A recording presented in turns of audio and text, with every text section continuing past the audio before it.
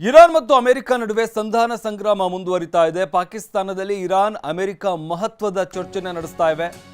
ನಿನ್ನೆ ಒಮ್ಮತ ಇನ್ನೂ ಕೂಡ ಮೂಡಿಲ್ಲ. ನಿನ್ನೆಯಿಂದಲೂ ಕೂಡ ಸಭೆ ನಡೀತಾ ಇದೆ. ಇವತ್ತು ಸಂಧಾನ ಚರ್ಚೆ ಮುಂದುವರಿತಾ ಇದೆ. ಹುರ್ಮುಜ್ಗಾಗಿ ಮುಂದುವರಿದ ಜಟಾಪಟಿ. ಅಮೆರಿಕ ಮತ್ತೆ ಇರಾನ್ ನಡುವೆ ತೀವ್ರ ಹಗ್ಗಜಗ್ಗಾಟ ನಡೀತಾ ಇದೆ. ಜೆಡಿ ವ್ಯಾನ್ಸ್ ಇರಾನ್ನ ನಿಯೋಗದ ನಡುವೆ ಆಗ್ತಾ ಇರುವಂತಹ ಚರ್ಚೆ.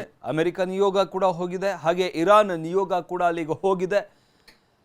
ನಿನ್ನೆ 2 ಸುತ್ತಿನ ಚರ್ಚೆಗಳಾಗಿರುವಂಥದ್ದು. ಆದರೆ 2 ಸುತ್ತಿನ ಚರ್ಚೆಯಲ್ಲೂ ಕೂಡ ಒಮ್ಮತ ಮೂಡಿಲ್ಲ ಅಂತ ಹೇಳಲಾಗ್ತಾ ಇರುವಂಥದ್ದು. ಆ ಕಾರಣದಿಂದಾಗಿ ಇವತ್ತು ಕೂಡ ಈ ಒಂದು ಸಭೆ ಮುಂದೂಡುವಂತಹ ಸಾಧ್ಯತೆ ಇದೆ.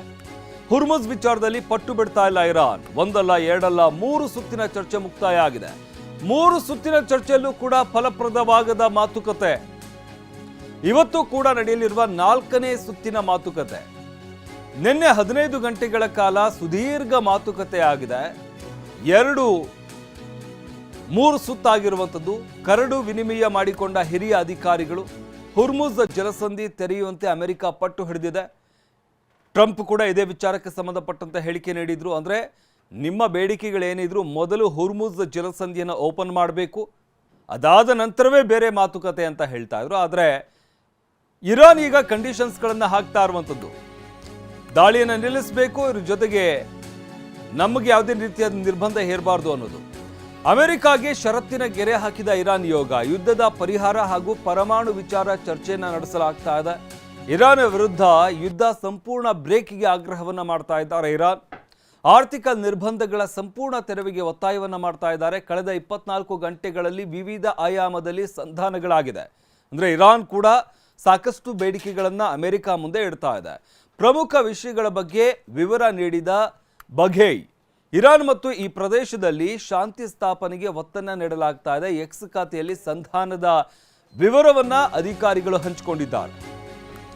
ಇನ್ನು ಅಮೆರಿಕಾಗೆ ಷರತ್ತಿನ ಬೇಲಿ ಹಾಕಿದ ಇರಾನ್ ನಿಯೋಗ. ಇರಾನ್ನ ಷರತ್ತುಗಳು ಏನು ಅಂತ ನೋಡೋದಾದ್ರೆ ಅಮೆರಿಕಾದಿಂದ ಕೌಂಟರ್ ಷರತ್ತುಗಳನ್ನು ಹಾಕಲಾಗ್ತಾ ಇದೆ. ಒಂದ್ ಕಡೆ ಇರಾನ್ ಕೂಡ ಷರತ್ತನ್ನು ಹಾಕಿರುವಂಥದ್ದು, ಅದಕ್ಕೆ ಕೌಂಟರ್ ಆಗಿ ಅಮೆರಿಕ ಕೂಡ ಹಾಕ್ತಾ ಇದೆ. ಹುರ್ಮುಜ್ ಟೋಲ್ ಸಂಗ್ರಹ ವಿಚಾರದಲ್ಲಿ ಕದನ ನಡೀತಾ ಇದೆ. ಶಿಪ್ಗಳಿಂದ ಟೋಲ್ ಸಂಗ್ರಹಿಸ್ತೀವಿ ಅಂತ ಇರಾನ್ ಹೇಳ್ತಾ ಇದೆ. ಟೋಲ್ ಸಂಗ್ರಹಿಸಂಗಿಲ್ಲ, ಅಲ್ಲಿ ಓಡಾಡುವಂಥ ಹಡಗುಗಳನ್ನು ಫ್ರೀಯಾಗಿ ಬಿಡಬೇಕು ಅಂತ ಅಮೆರಿಕ ಹೇಳ್ತಾ ಇರುವಂಥದ್ದು. ಇದ್ರ ಜೊತೆಗೆ ಈ ಕೂಡಲೇ ಬಿಡಬೇಕು ಅನ್ನೋದು ಅಮೆರಿಕ ಷರತ್ತು. ಈ ಬಗ್ಗೆ ಅಮೆರಿಕ ಕೂಡ ಬಿಗಿ ಪಟ್ಟು ಹಿಡಿದಿದೆ. ಹುರ್ಮುಜ್ ಶುಲ್ಕದ ಬಗ್ಗೆ ಮುಂದುವರಿದ ಫೈಟ್. ಅಂದರೆ ಇದೇ ವಿಚಾರವಾಗಿ ಪ್ರಮುಖವಾಗಿ ಇನ್ನೂ ಕೂಡ ಒಪ್ಪಂದಕ್ಕೆ ಬರ್ತಾ ಇಲ್ಲ 2 ದೇಶಗಳು.